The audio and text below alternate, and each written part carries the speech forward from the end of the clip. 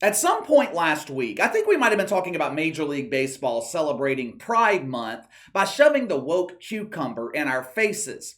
I think that was the video, but at some point last week, I said that the NFL largely gets a pass on this channel because they're not as in your face with the wokeness like other sports leagues are. I told you guys that I would happily criticize the NFL when I see cases of blatant woke worship like we're constantly seeing in Major League Baseball. It only took a few days for a story to emerge. It only took a few days for the NFL to join the Pride Party. I don't understand the mentality of these sports leagues. Let's be real for a second. The majority of sports fans are straight dudes. The target audience for Major League Baseball, the NFL, the NBA, their target audience is men, straight men, mostly between the ages of 25 and 54. When I say men, I'm talking about men, not some broad with a surgically enhanced addition in her pants, not some dude named Queef who paints his fingernails pink and identifies as a non-binary cheetah. Sports are targeted towards real men. Go to an NFL stadium, an NBA arena. The atmosphere is full of what the virgins like to call toxic masculinity, otherwise known as typical male behavior. Have you ever stopped and wondered why social justice warriors are fighting so hard for the two G's? Guns and gay. Have you ever wondered that? These fucks are fighting aggressively for stricter gun laws, all under the guise of protecting the children. The same people poisoning the minds of kids, the same people who want to teach your kids how to make woke love to the coffee pot, the same people ruining the self-confidence of children by confusing them about their gender identity. Now, all of a sudden, they want to protect the children? Every Sunday at Woke United Methodist, the sermon focuses on one of the two G's, guns and gay. Why? If you wanted to overthrow the American system, if you wanted to demolish freedom, demolish capitalism, and implement wokeism or socialism, what would be your best strategy? You can't do it militarily. The American military is the strongest in the world. Remember when all these experts thought Russia had a strong military? They have been in Ukraine 4 months fighting civilians and haven't been able to take over. There is not another military on this planet that comes close to the American military, so that option is a no-go. Perhaps you implement wokeism by infiltrating the government. You get people like AOC, Kamala Harris, Peter Buttigieg, you get them in office. But that won't work either because the system is set up with too many checks and balances. If you want to overthrow the system, you have to change the culture. The reason's obvious why they have to get rid of the guns, but why the heavy focus on the gay? Because it eliminates male leadership. Society cannot survive without strong male leadership. What if you could convince men to become women? What if you could convince people to accept this as normal behavior? What if you could convince men to be flamboyantly gay? The result is you eliminate strong male leadership and you can completely reshape the country because no men are strong enough to stand against you. If you stand for nothing, you'll fall for anything. We are raising a generation of young men to be women. If they don't comply, we are teaching them to be silent. Unfortunately, in sports and the mainstream media, no one is taking a stand against it. Hell, not only are they not taking a stand, they're supporting the bullshit. We were gifted with another first yesterday. Oh, how I get so excited when someone makes history by being the first to break barriers. We used to celebrate people like Jackie Robinson. We used to celebrate Muhammad Ali. Today, we celebrate Leah Thomas. We celebrate Justine Lindsay. KC, who in the fuck is Justine Lindsay? Trust me, you don't want to know, but I'm going to tell you anyway. Stories like this used to be shocking. Stories like this used to make national news.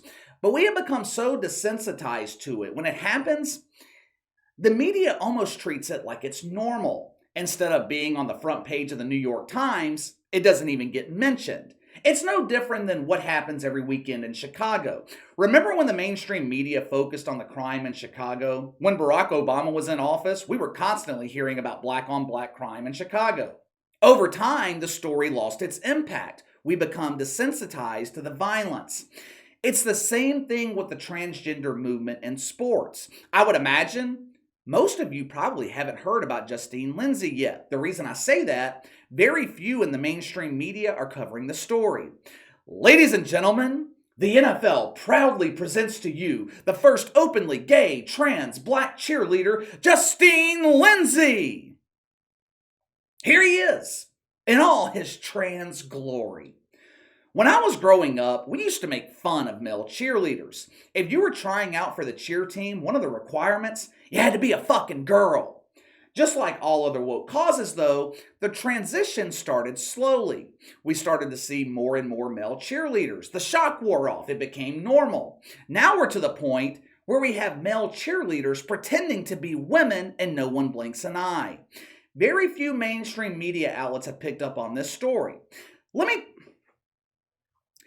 tell you why this is a problem and why the NFL should be disgusted by this bullshit. Of course, they're not. The NFL, they have dipped their logo in the gay, and they're going to promote Justine Lindsay to show graduates of Woke U, we are down with the sickness. In terms of the game on the field, the NFL as a television product, cheerleaders are absolutely irrelevant. I have been to so many games in the Superdome that I've lost count. You know how many times I've noticed the cheerleaders? Zero. You watch the NFL on television, maybe Fox or CBS will show a cheerleader or two coming out of a commercial break, but for the most part, cheerleaders are a non-factor in the NFL. They are nameless faces waving fucking pom-poms. You know where NFL cheerleaders do have an impact? The local community. More specifically, children. When NFL players visit schools, guess who comes along with them? The cheerleaders. Guess who young women are going to look up to? The cheerleaders. Young Susie, is she more likely to relate to Cam Jordan or the cheerleaders?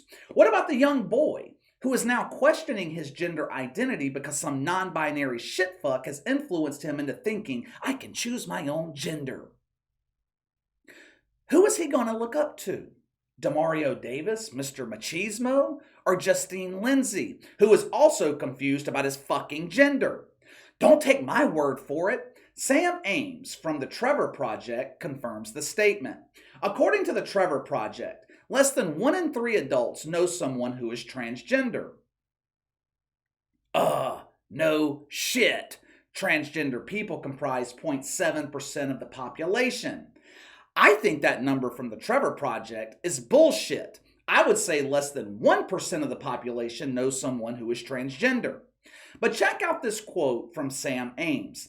He's talking about the impact on children. Quote, our research shows that LGBT youth report that seeing LGBT representation by celebrities and athletes made them feel good about being LGBT, especially in a place like the NFL, which occupies such a powerful position in our culture. The story of a transgender cheerleader can inspire so much more than victory. She can give young people watching a dream to hold on to and a future to hold out for, end quote. In other words, when kids see someone like Justine Lindsay, it confirms the bullshit the non-binary shitfuck has been teaching them. Look, Timmy, being a freak is normal. You can grow up to be Justine Lindsay and live a life full of confusion and misery. Now come here and let me give you a nice woke hug. What fucking dream is Justine Lindsay giving to young children? Someone please tell me about this dream. Kids used to dream about being baseball players. They used to dream about being doctors, lawyers, maybe even teachers. Little girls, they used to dream of their wedding day. Now we're teaching kids the ultimate dream is changing your gender. It's so empowering. It will ensure you never have a foundation and you never have a belief system. You know what group of kids have the highest rate of suicide? LGBT youth. Why? Well, KC, the answer is obvious. It's bullying, damn it. These kids are victims of bullies. I'm sure that has a little bit to do with it, but that is not the primary reason. Nearly 50% of LGBT youth have contemplated suicide in the past year. Why? Because they don't have an identity. They're confused about who they are. It's not the bully confusing them, it's the fucking teachers. It's social media, it's TikTok. It's this mentality of do whatever makes you comfortable, do what thou wilt. It always leads to the same conclusion: destruction and misery. Do what thou wilt shall be the whole of the law. It's a mentality that was promoted in the 50s and 60s by Aleister Crowley. But guess where he got it from? I'll show you where he got it from. We were warned about this movement 57 years ago by Paul Harvey. Listen for yourself. If I were the devil, I'd soon have families at war with themselves. If I were the devil, I would encourage schools to refine young intellects, but neglect to discipline emotions. Just let those run wild. Until before you knew it, you'd have to have drug-sniffing dogs and metal detectors at every schoolhouse door. I would lure priests and pastors into misusing boys and girls and church money. If I were the devil, I'd make the symbol of Easter an egg and the symbol of Christmas a bottle. I would convince the young that marriage is old-fashioned, that swinging is more fun. In other words, if I were the devil, I'd just keep right on doing what he's doing.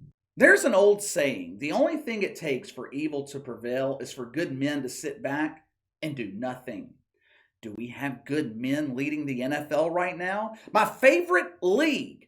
I never miss a game. 18 Sundays every year, I'm watching NFL Red Zone for 7 hours.